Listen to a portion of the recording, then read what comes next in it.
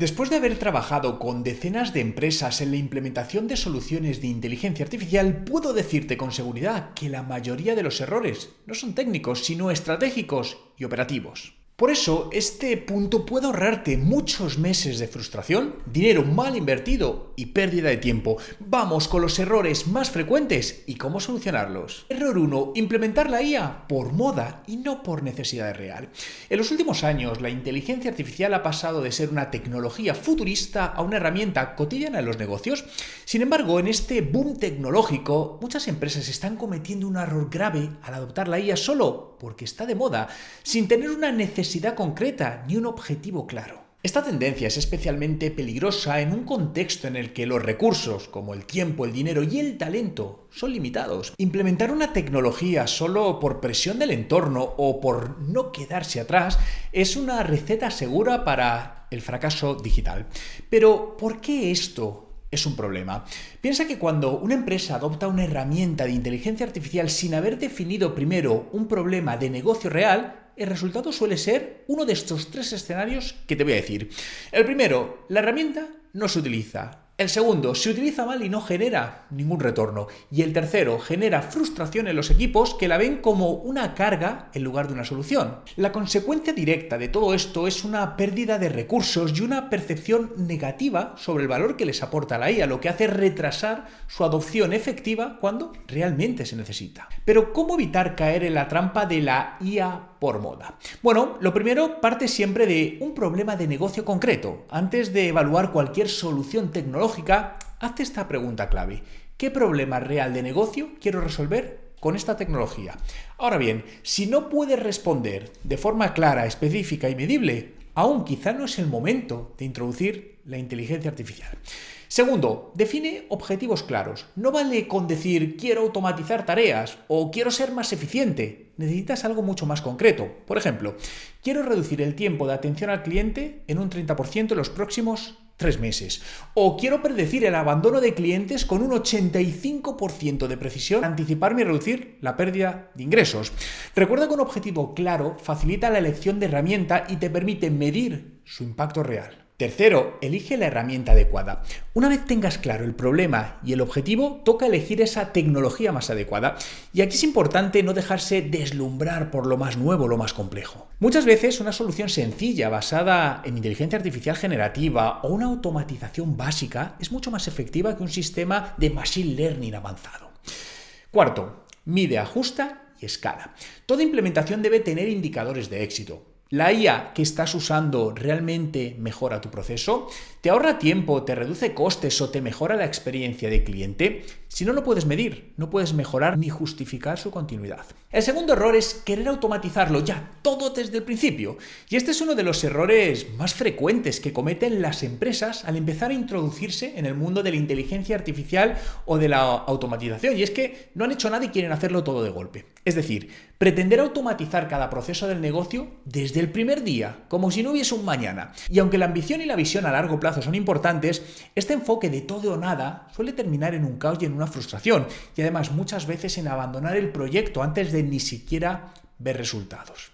Pero, ¿por qué sucede esto tantas veces? Pues porque la promesa de la automatización obviamente es muy poderosa, es menos trabajo manual, es más eficiencia, son menos errores humanos, es reducción de costes. Sin embargo, automatizar todo desde el inicio, podemos decir que es como construir un rascacielos empezando por el ático. No tienes aún los cimientos adecuados, ni la experiencia operativa necesaria para escalar correctamente. Lo que empieza como un sueño de eficiencia acaba terminando en un, proyecto inmanejable, con muchas herramientas que no se integran bien, con procesos que no están testados y con equipos, es decir, las personas saturadas de todo esto. Por lo tanto, ¿cuál es el enfoque correcto? La clave está en empezar pequeño, en validar y en escalar. Por lo tanto, primero identifica esas tareas repetitivas y de bajo riesgo.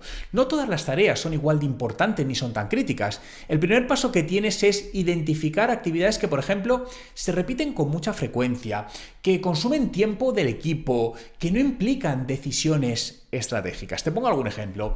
Envío de correos de seguimiento, respuestas de preguntas frecuentes, actualización de bases de datos o la categorización de los leads. Automatiza por fases, es decir, etapas controladas. Comienza con un solo proceso, mide resultados, ajusta y luego pasa al siguiente.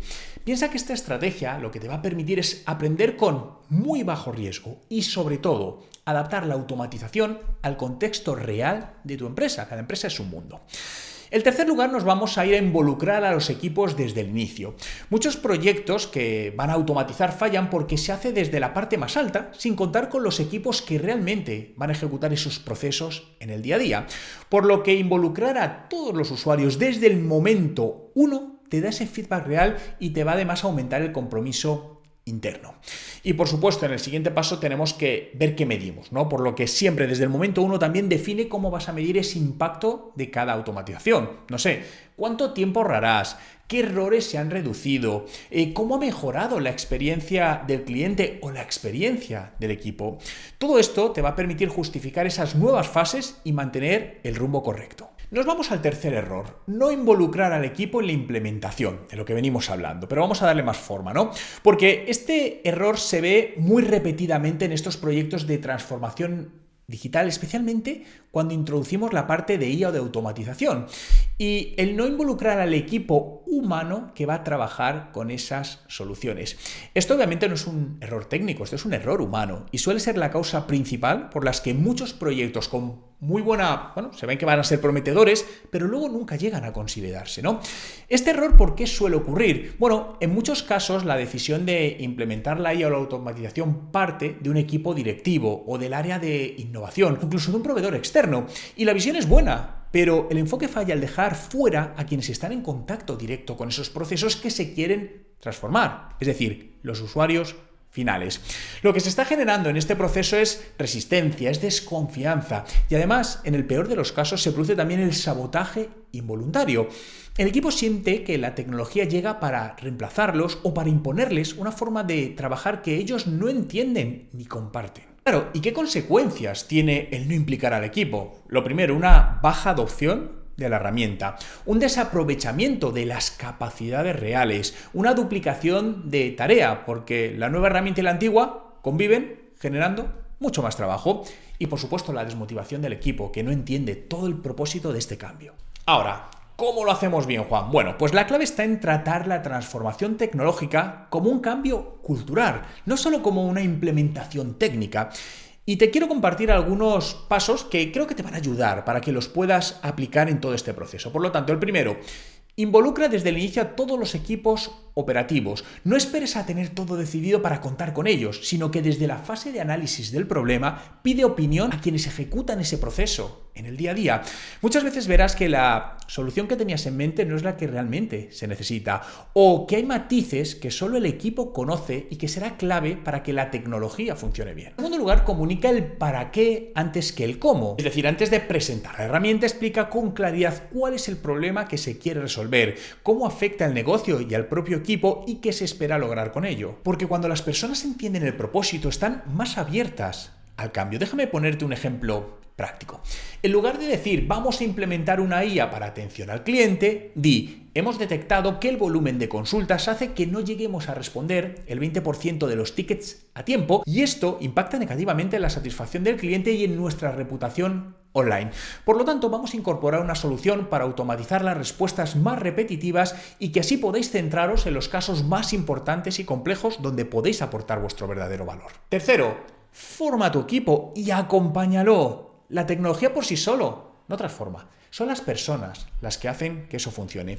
Por eso, la formación en todo este proceso es clave. Y además es clave porque no solo se trata de enseñar a usar la herramienta, sino de explicar ese nuevo enfoque de trabajo, acompañarle resolviendo dudas y generando esa confianza.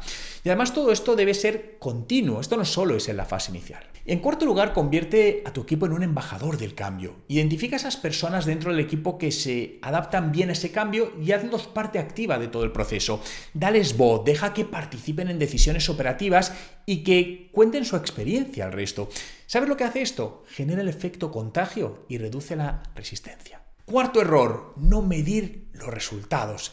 Este es otro de los errores, digamos, más graves y también más comunes al implementar inteligencia artificial o automatización, ¿no? El no tener claro qué es lo que vamos a medir y cómo lo vamos a medir.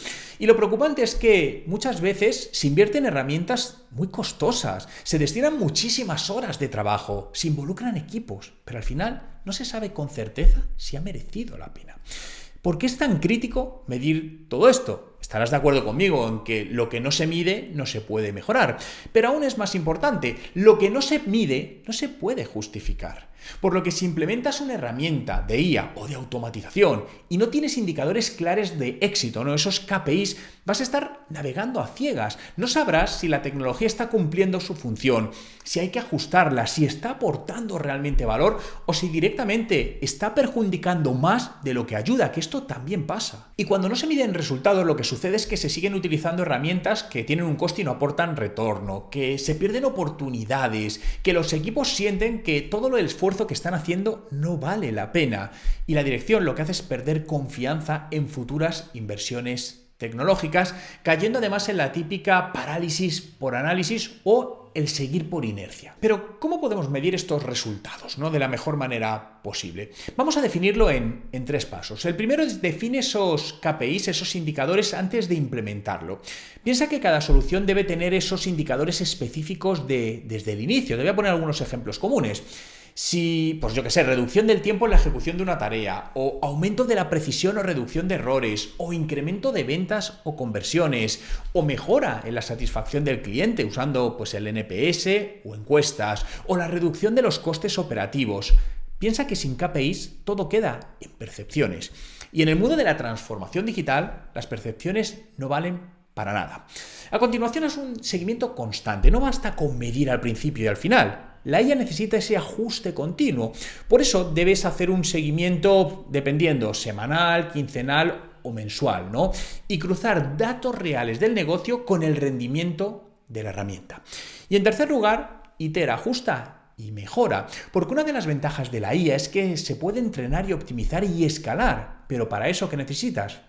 Feedback. Por lo tanto, mide, analiza y haz pequeños cambios para que cada vez que, no sé, cada semana, cada quincena, cada mes, la herramienta funcione mejor. Nos vamos con el error 5, no adaptar el proceso antes de automatizar. Y este es uno de los errores más silenciosos y también más peligrosos al implementar la IA o automatización, y es hacerlo en un proceso tal como está, sin haberlo optimizado antes. La lógica es sencilla, si un proceso es ineficiente o disfuncional manualmente, automatizado te hará hacer mal las cosas, pero más rápido y más grande. Por lo tanto, este error es más común de lo que parece.